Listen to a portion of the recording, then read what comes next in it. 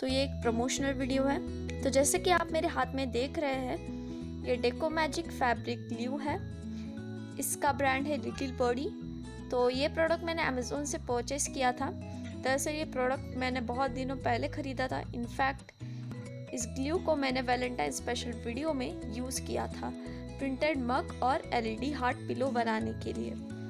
तो तब मैं इसका वीडियो नहीं बना पाई थी, तो आज इसका वीडियो बना रही हूँ।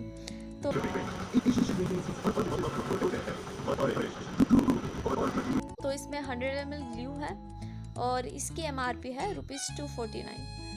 तो इसे आप फैब्रिक पर, ग्लास पर, कैनवास पर, जूट पर इस्तेमाल कर सकते हैं। इससे आपको एक शाइनी सरफेस मिलता है, यह अच्छी क्वालिटी का है और साथ ही में नॉन टॉक्सिक भी। तो अगर इस प्रोडक्ट को आप परचेस करना चाहते हैं तो मेरे डिस्क्रिप्शन बॉक्स की दी हुई लिंक पर क्लिक कर आप इसे परचेस कर सकते हो। तो मैंने इसका यूज़ आज की वीडियो में किया है। तो इसका यूज़ मैंने